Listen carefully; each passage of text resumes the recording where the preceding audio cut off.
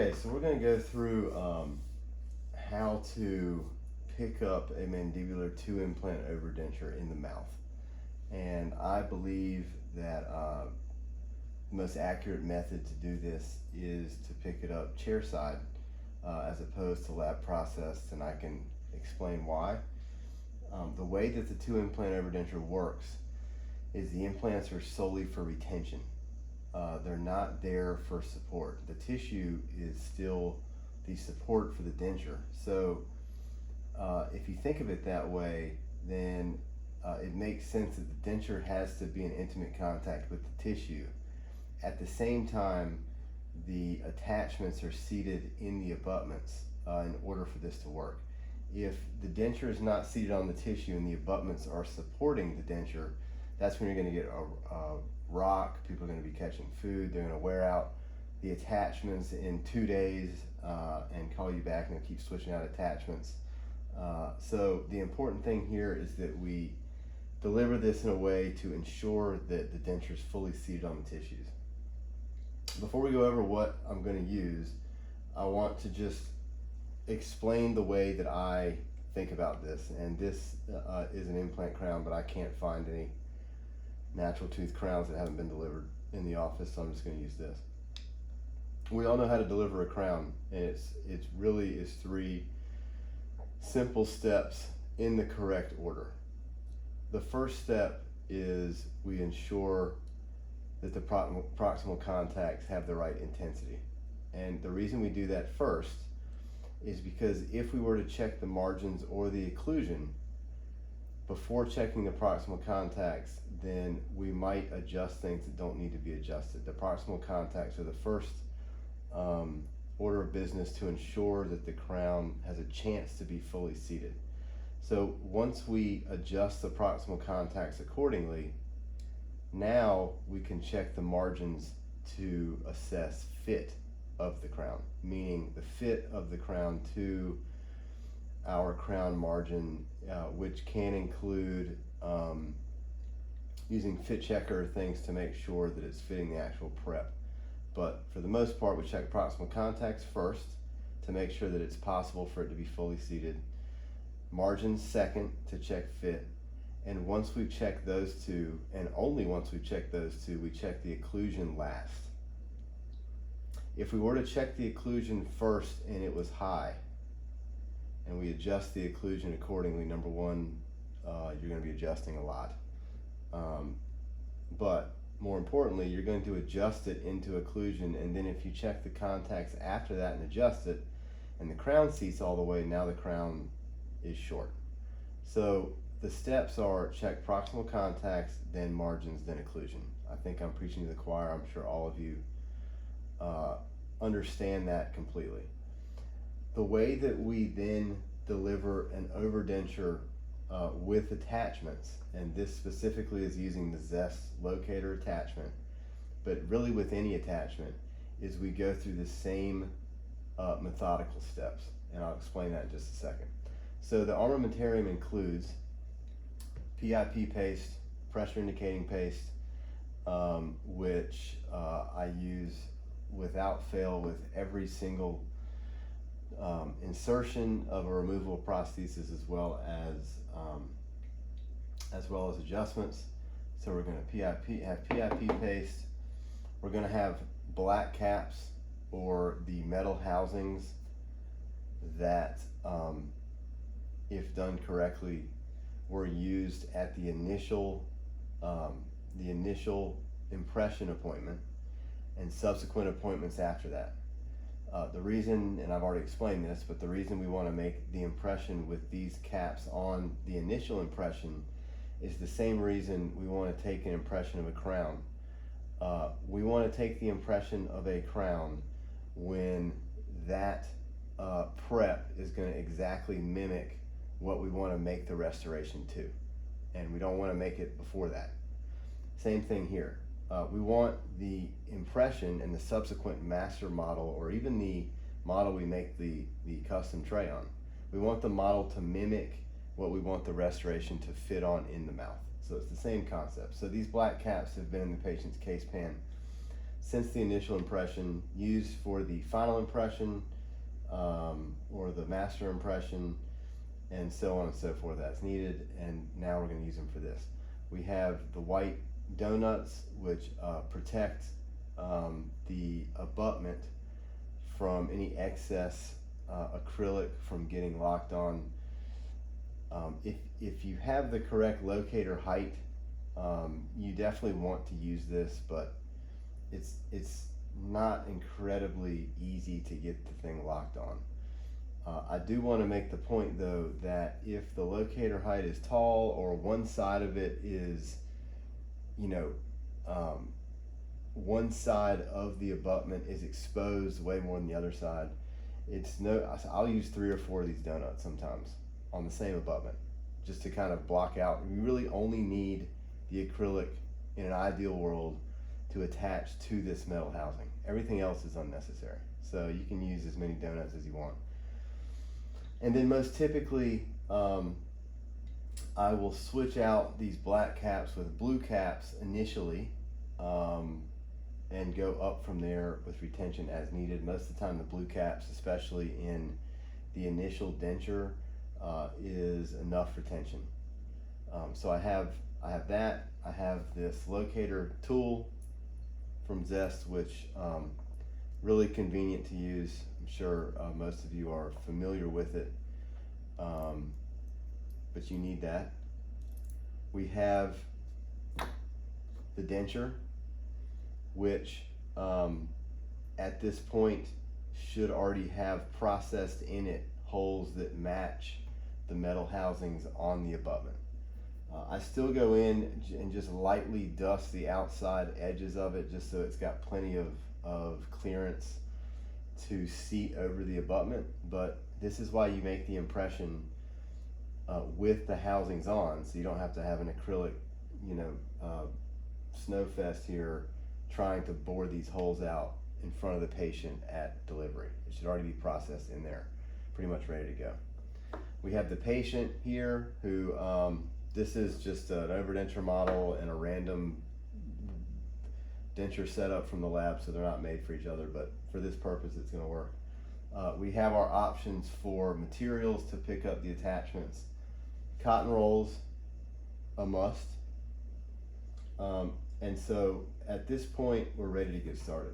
The first step, and my assistants do this when I'm delivering a overdenture, is the first step is to go ahead and put the white donut on each implant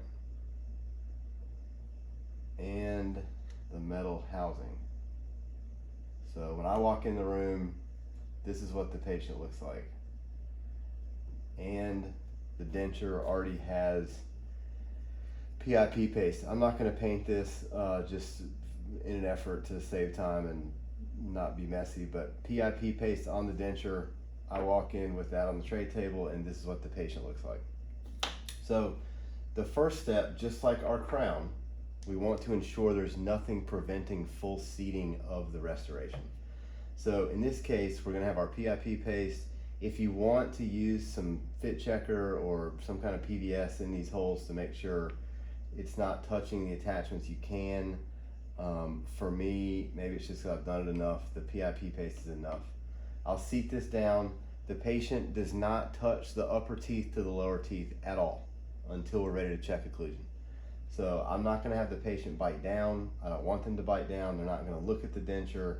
We're just trying to make sure that this denture is fully seating on the tissue. So when you seat it, you can have them close with cotton rolls in between in order to utilize the PIP and try to recognize and potentially adjust any potential sore areas or bleed throughs. But the patient's not going to touch their upper and lower teeth. Take this out. If the PIP is clearly touching the tissue all around, then you can be pretty certain that you're not bottoming out on these metal housings. And plus you can kind of feel it if there's friction touching it. But we want to make sure that we've adjusted any bleed throughs, and we have clean we have clean seating of the denture, and we can see the PIP, and so you can see that effect on the denture when it's seating on the tissue, as we saw in some slides previously. So at this point, once we've made sure that the denture is fully seated, now we're going to check the fit again. So just like we check margins, we're going to make sure that there's no overextension. We're going to make sure that the denture is fully seated, and at that point we're ready to pick up the attachments. Again, we have not had the patient close their upper and lower teeth. So when we pick up the attachments now, in theory, we know the denture, we've already checked the denture is going to fully seat. And so all we need to do is pick up the attachments in a way that the denture is fully seated and allow that to set. So I personally use liquid and powder PMMA Protec, which is a repair material. It's called Protec. This stuff sets in 2.5 minutes.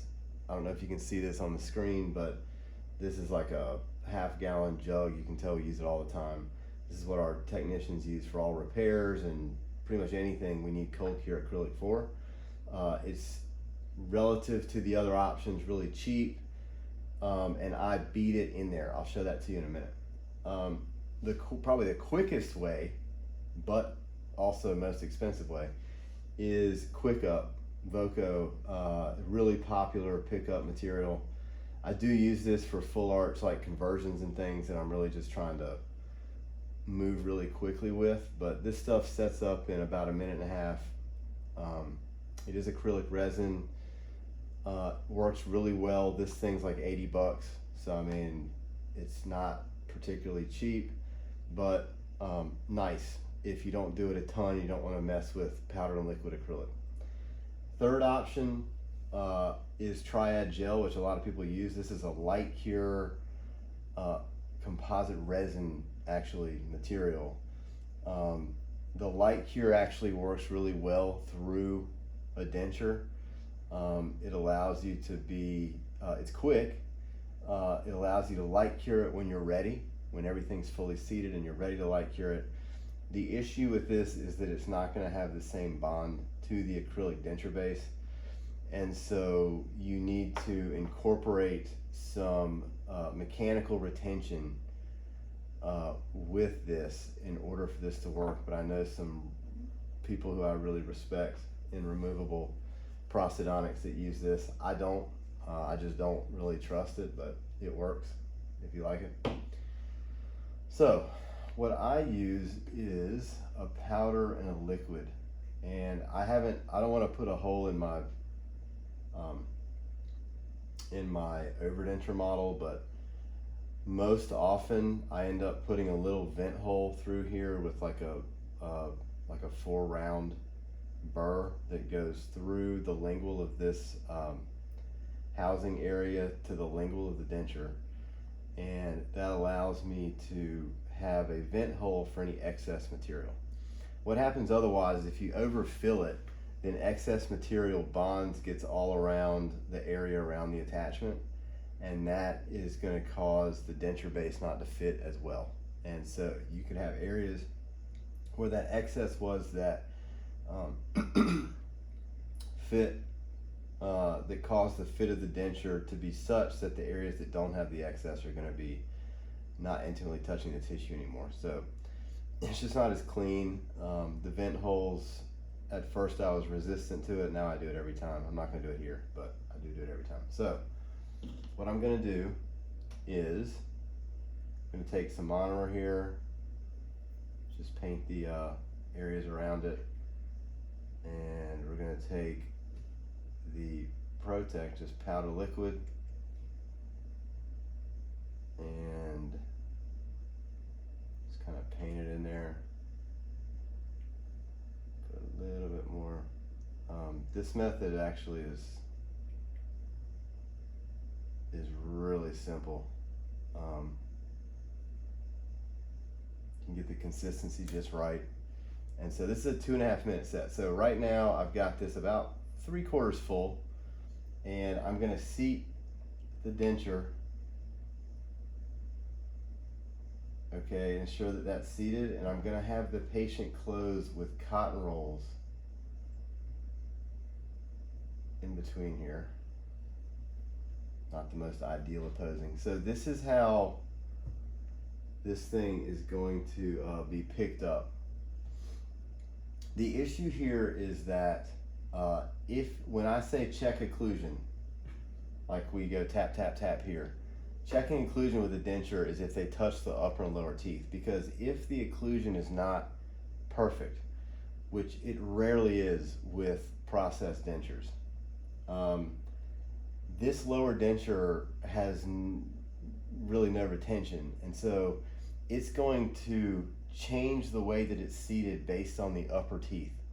And if you do that, now the denture base may not be seated correctly, and this is where you run into situations where the implants are now supporting the denture, and you're going to have excess wear of the attachments. You're going to have an unhappy patient. It's going to rock really bad.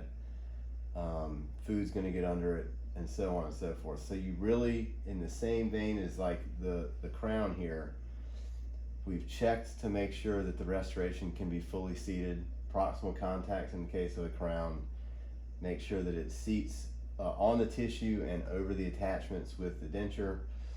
And we're picking up the attachments, and the restoration is fully seated on the tissue and the attachments, irregardless of the occlusion. The occlusion we want to do last.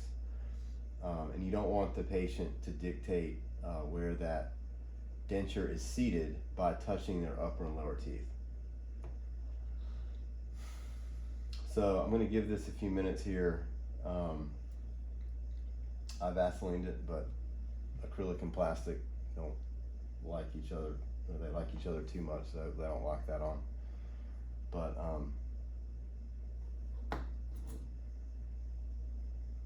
so this right here, like, I use very minimal material. It's really simple. I will say that if you have more than 2 implants, I recommend picking up 2 at a time max.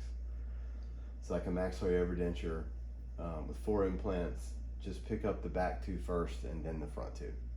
Because if you do lock something on, you want to know at least where potentially you're going to have to go after it. And if you have all 4 under there and you lock it on, now you're in trouble. So 2 at a time. It's really hard to like get that maxillary overdenture seated anyway, especially if you're worried about picking up all 4. So just do 2 at a time.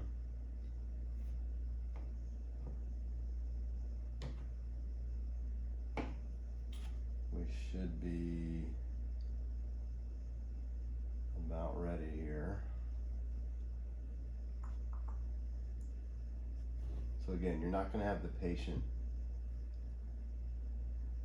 close their upper and lower teeth, although you do want them to help you seat the denture with these cotton rolls in a way that they're not squeezing necessarily, but holding their teeth together.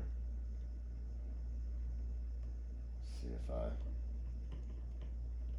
got this here.